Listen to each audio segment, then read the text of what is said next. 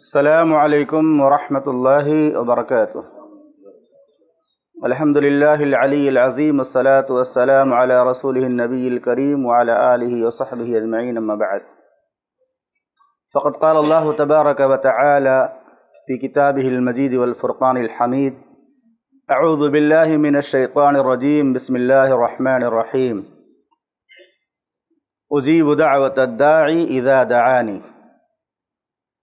معزز محترم سامعین اکرام، دینی اور اسلامی بھائیوں، آج کے درس کے لیے ہم نے ایک جملے کا انتخاب کیا ہے جو دعا سے متعلق ہے، اور علماء نے لکھا ہے کہ اس طرح کا جملہ بولنا گناہ کبیرہ ہے۔ وہ جملہ بڑی آسانی کے ساتھ ہم بولتے ہیں، لیکن محسوس نہیں کرتے کہ ہم کتنی غلط بات بول رہے ہیں۔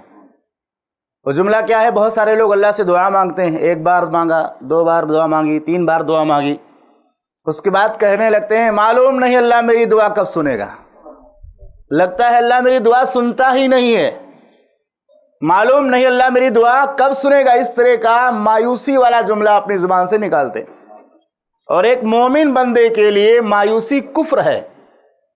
اللہ رب العالمین نے ارشاد فرمایا: اجیب دعوت الداعی اذا دعانی۔ جو اللہ سے دعا مانگتا ہے، اللہ اس کی دعا کو سنتا بھی ہے، قبول بھی کرتا ہے، اس کی دعا کا جواب دیتا ہے، یعنی اس کو قبول کرتا ہے۔ کوئی بھی جملہ یا کوئی بھی لفظ یا کوئی بھی دعا جو اپنی زبان سے ہم نکالتے ہیں، اللہ تعالیٰ تک وہ چیز پہنچ جاتی ہے۔ دعاؤں کے بارے میں خاص طور سے رب العالمین اپنے بندوں سے مخاطب ہو کر فرماتا ہے: لا تقنطوا من رحمت اللہ۔ اللہ کی رحمت سے مایوس نہ ہو، اللہ کی رحمت سے نا امید نہ ہو۔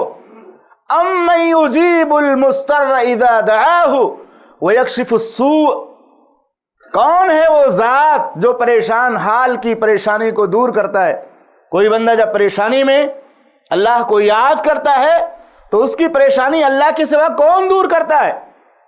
مشرکین اور کفار جب ان کی کشتیاں سمندروں کے گرداب میں، سمندروں کی موجوں میں پھنس جاتی تھیں، دعوا اللہ مخلصین لہ الدین، وہ اخلاص کے ساتھ، یعنی یہ عقیدہ رکھتے ہوئے کہ اب اس کشتی کو اللہ کے سوا کوئی پار نہیں لگا سکتا، اللہ سے دعا مانگتے تھے، اور اللہ تعالیٰ ان کی کشتیوں کو پار لگا دیتا تھا۔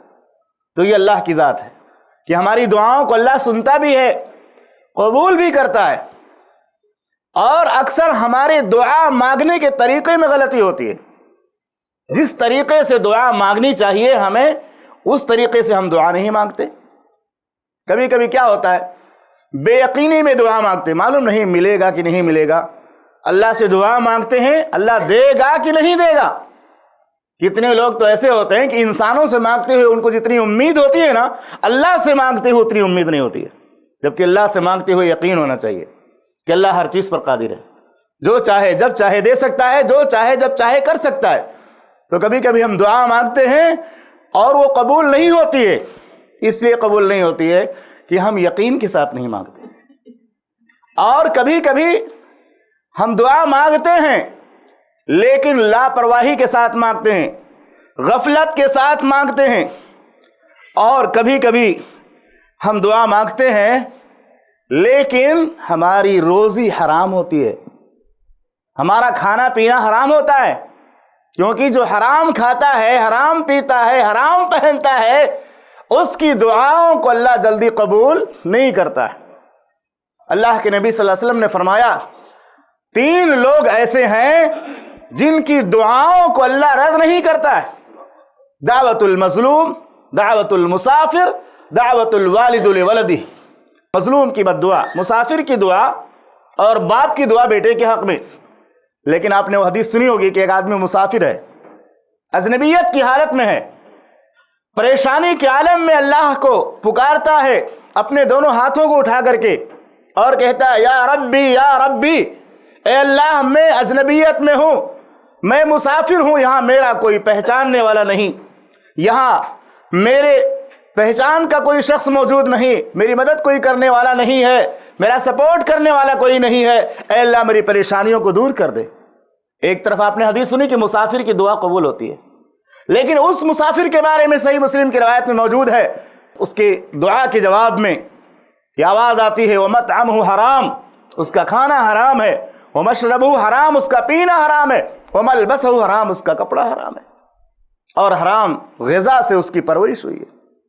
تو یہ کچھ اسباب ہوتے ہیں جن اسباب کی بنا پر ہماری دعائیں قبول نہیں ہوتی، اور دعاؤں کی قبولیت کی 3 اہم شکلیں حدیث کے اندر بتائی گئی۔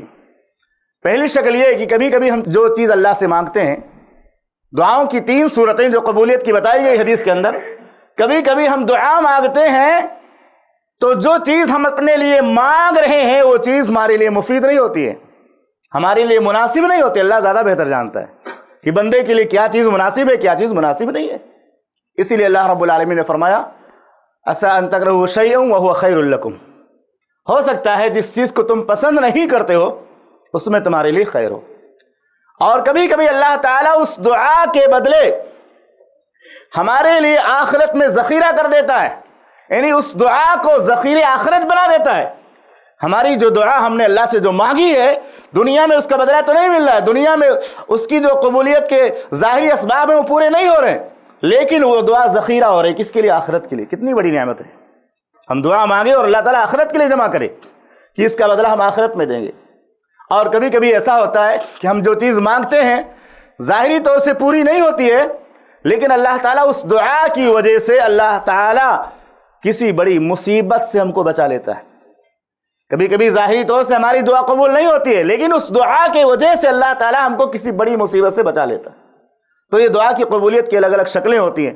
کبھی بھی ہم اللہ سے دعا مانگیں تو ہمیں حلال روزی کھا کر اللہ سے دعا مانگنی چاہیے، یقین کے ساتھ اللہ سے دعا مانگنی چاہیے، ہوش و حواس میں اللہ سے دعا مانگنی چاہیے۔ کبھی کچھ لوگ ایسے غفلت میں سے جھوم رہے ہیں اور بالکل لاپرواہی میں ہیں، ان کو اندازہ بھی نہیں ہو رہا میں کیا بول رہا ہوں، ایسے دعا مانگتے ہیں، نیند میں سوتے ہوئے غفلت کا شکار ہیں، دعا مانگ رہے ہیں۔ تو ہمیں دعا اللہ سے مانگنی چاہیے، یقین کے ساتھ مانگنی چاہیے، اور دعا مانگنے کے بعد یہ جملہ کبھی نہیں بولنا چاہیے معلوم نہیں اللہ ہماری دعا کب سنے گا، یہ اللہ ہماری دعائیں سنتا ہی نہیں ہے۔ اللہ تعالیٰ ضرور سنتا ہے، اللہ تو بندوں سے کہتا ہے ادعونی استجب لکم، اللہ تعالیٰ خود کہتا ہے مجھے پکارو میں تمہاری دعاؤں کو سنوں گا، مجھ سے دعا مانگو دعاؤں کو قبول کروں گا۔ اللہ سے دعا ہے کہ رب العالمین تو ہم تمام مسلمانوں کو اخلاص نیت کے ساتھ اپنی دنیا اور آخرت کی کامیابی کے لیے کثرت سے دعائیں مانگنے کی توفیق عطا فرما، اور ہماری تمام نیک دعاؤں کو قبول فرما، اور ایمان کے ساتھ موت نصیب فرما، آمین۔ وصلی اللہ علیہ نبی الکریم، السلام علیکم۔ ایسے ہی فائدہ مند اسلامک ویڈیوز دیکھنے اور منہج سلف پر کتاب و سنت کی تعلیمات کو عام کرنے میں ہمارا تعاون کریں، تاکہ آپ کے لیے ذریعہ نجات، جنت کے حصول کا سبب، ساتھ ہی مال میں برکت و اضافے کا ذریعہ بھی بنے۔ آمین۔ جزاک اللہ خیرن۔